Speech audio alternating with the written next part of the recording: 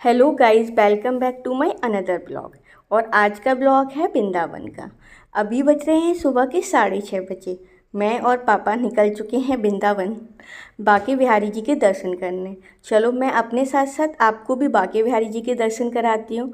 और बांके बिहारी के दर्शन करने के बाद हम लोग जाएंगे प्रेम मंदिर, और उसके बाद हम घूमने जाएंगे दुर्गा माँ के दर्शन करने के लिए। और हम लोग आ चुके हैं वृंदावन। तो वृंदावन की कुंज गलियों से होते हुए अब हम जाएंगे बिहारी जी के दर्शन करने के लिए। और आप देख सकते हैं कि सुबह के टाइम भी यहाँ पर कितनी ज़्यादा भीड़ है। इतनी भीड़ में मैं और पापा धक्के खाते खाते अंदर तक तो आ गए, लेकिन अभी हमें यहाँ से बिहारी जी के दर्शन नहीं हो पा रहे थे। तो चलो अभी देखते हैं हम आगे जाकर कि हमें बिहारी जी के दर्शन कैसे होते हैं। लेकिन यहाँ बहुत ज़्यादा भीड़ है अभी। और यहाँ पे बिहारी जी के दर्शन खुल चुके हैं, और यहाँ से मुझे बिहारी जी के दर्शन बहुत अच्छे से हो रहे हैं। तो आप लोग भी दर्शन कर सकते हैं। चलो मैं आपको पास से दर्शन कराती हूँ। और ये यहाँ पे बिहारी जी के इतने अच्छे से दर्शन हो रहे हैं। और यहाँ पे बार बार ये पर्दे लगाए जाते हैं, क्योंकि कहा जाता है कि बिहारी जी के साथ बहुत ज़्यादा देर तक हम आई कांटेक्ट नहीं कर सकते हैं। तो इसलिए यहाँ पे 2 से 3 मिनट पे बार बार पर्दे लगाए जा रहे थे। और यहाँ इतनी भीड़ में भी मुझे और पापा को बहुत अच्छे से बिहारी जी के दर्शन हो चुके हैं। यहाँ पर बहुत अच्छे से दर्शन करके हम लोग आ चुके हैं बाहर। और यहाँ पे मेरे पापा खरीद रहे थे मजीरा।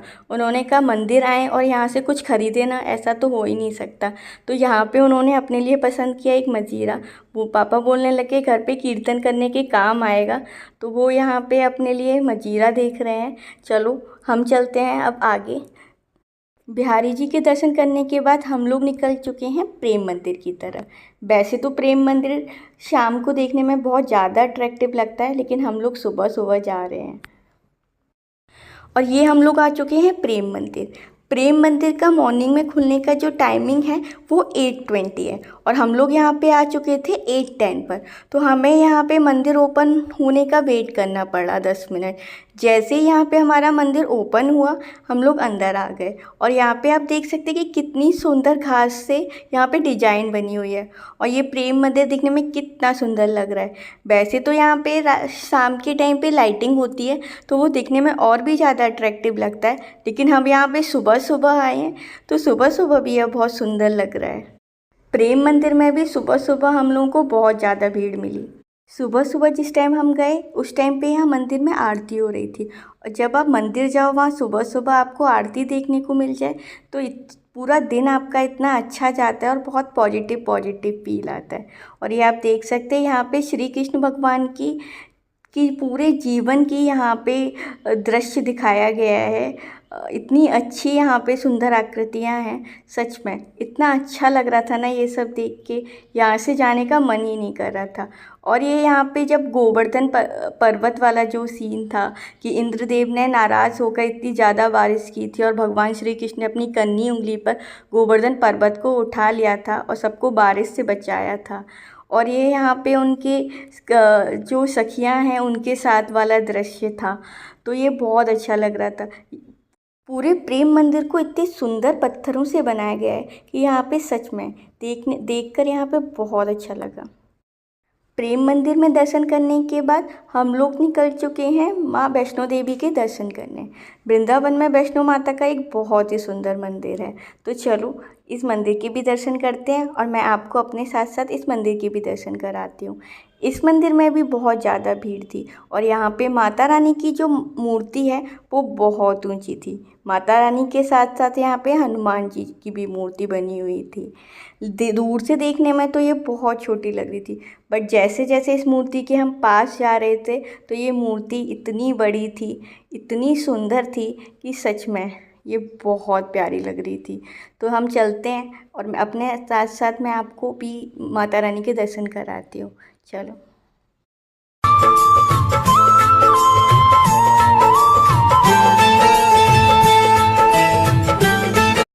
इस मंदिर में माता रानी के दोनों साइड एक तरफ यमुना जी और एक तरफ गंगा मैया की मूर्ति बनी हुई है। और वो भी देखने में इतनी सुंदर है, और ये मंदिर भी बहुत प्यारा है। और ये हम लोग आ चुके हैं मंदिर के अंदर, और ये आप देख सकते हैं मंदिर के अंदर कितना सुंदर दृश्य है। तो चलो मैं आपको यहाँ के दृश्य के साथ साथ माता रानी के भी दर्शन कराती हूँ। यहाँ पे जो माता रानी का की जो मूर्ति है वो इतनी प्यारी और इतनी सुंदर है। तो चलो यहाँ पे माता रानी के दर्शन करते हैं और मैं आपको ये पूरा मंदिर घुमाती हूँ।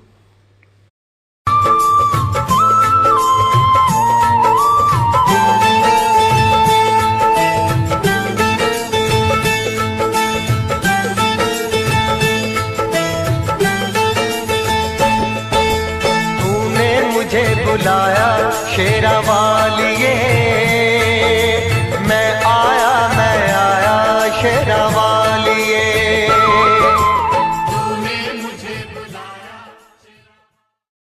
यहाँ पे माता रानी के अच्छे से दर्शन करने के लिए हम लोग चलते हैं आगे की तरफ।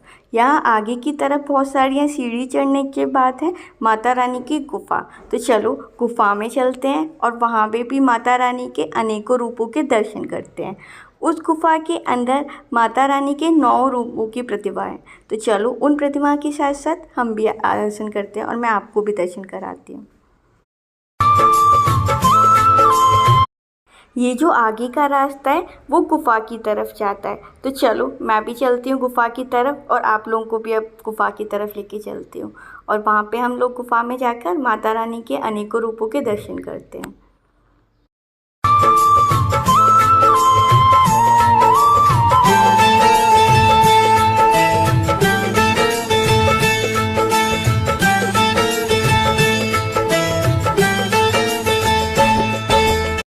और ये गुफा के प्रवेश द्वार से हम लोग गुफा के अंदर प्रवेश कर चुके हैं। तो अब आप लोग भी लिख दीजिए जय माता दी। तो चलिए यहाँ पे गुफा के जो प्रवेश द्वार है वहाँ पर पानी भरा हुआ है और हमें इसी पानी के बीच में से अंदर जाना होगा और माता रानी के अनेकों रूपों के दर्शन करने होंगे। और ये हम लोग गुफा के अंदर आ चुके हैं और यहाँ पे एक एक करके माता रानी के अनेकों रूपों के दर्शन करेंगे। तो चलो आज चलते हैं और माता रानी के दर्शन करते हैं। और ये यहाँ पे सबसे पहले हैं भगवान श्री गणेश।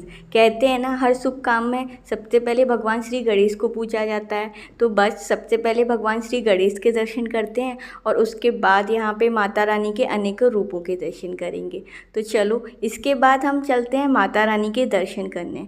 तो ये है यहाँ पे दुर्गा माँ के की प्यारी सी मूर्ति। तो यहाँ पे करते हैं हम दुर्गा माँ के दर्शन और यहाँ पे आगे चलकर माता रानी के जो 9 रूप हैं उनके भी यहाँ पे बहुत अच्छे अच्छे दर्शन हैं। तो आगे जाकर उनके दर्शन करते हैं।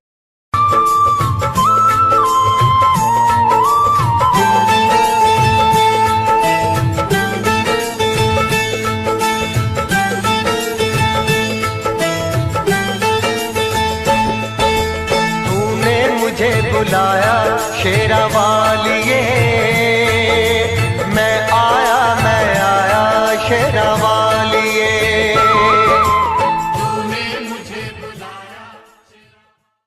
और ये यहाँ पे माता रानी के दर्शन करने के बाद यहाँ पे है परिक्रमा मार्ग।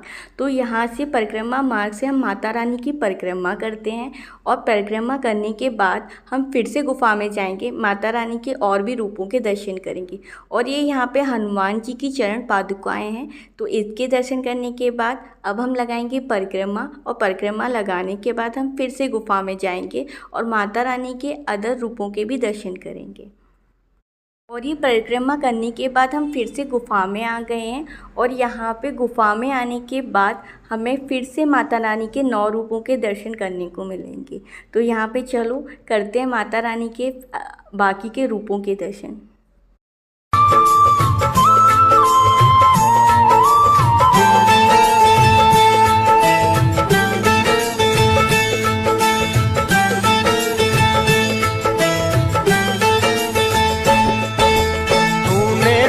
बुलाया शेरा वालिए, मैं आया शेरा वालिए।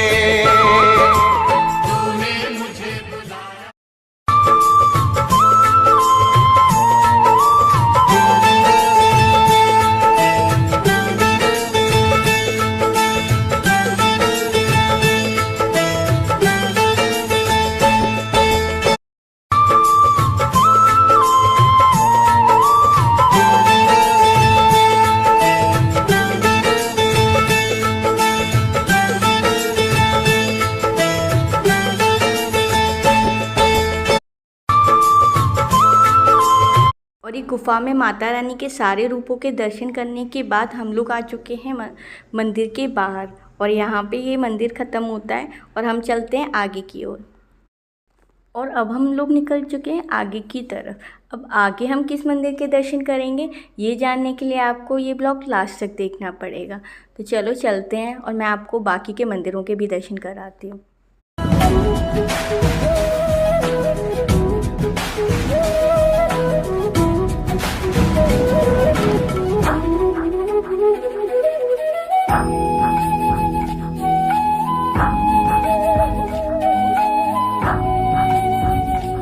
और ये यहाँ पर है इस्कॉन टेम्पल, बट अभी मुझे इस्कॉन टेम्पल में दर्शन करने की जगह द्वारकाधीश के दर्शन करने जाना था।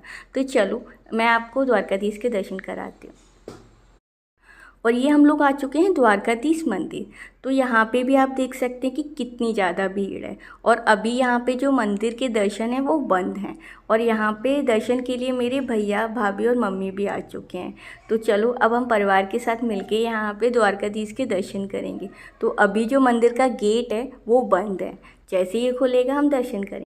और ये यहाँ पे द्वारकाधीश भगवान के दर्शन खुल चुके हैं, और मैं यहाँ पे आपको स्क्रीन पर इनके दर्शन कराती हूँ, क्योंकि अगर मैं पास जाऊँगी तो यहाँ पे बहुत ज़्यादा भीड़ है, तो फ़ोन चोरी होने के चांसेस हैं। तो यहाँ पे आप दर्शन कर सकते हैं द्वारकाधीश भगवान के। चलो बोल दो द्वारकाधीश भगवान की जय। और ये यहाँ पे चलो मैं आगे जाती हूँ और दर्शन करती हूँ। और यहाँ पे द्वारकाधीश भगवान के दर्शन करने के बाद हम लोग आ चुके हैं परिक्रमा लगाने के लिए। और यहाँ पे परिक्रमा लगाने के लिए मुझे मम्मी भैया और भाभी भी आ चुके हैं। तो चलो साथ में मिलकर परिक्रमा लगाते हैं।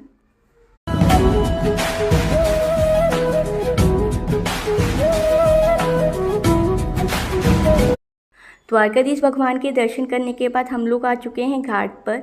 तो यहाँ पर आप देख सकते हैं कितनी भीड़ है, और यहाँ पर हम बोटिंग भी कर सकते हैं। और मैं यहाँ पर करती हूँ अपना घाट पे एंजॉय। तब तक आपको अगर मेरा ये ब्लॉग अच्छा लगा तो प्लीज़ लाइक कर दीजिएगा, शेयर कर दीजिएगा, सब्सक्राइब कर दीजिएगा। Thank you for watching. मिलते हैं नेक्स्ट ब्लॉग में।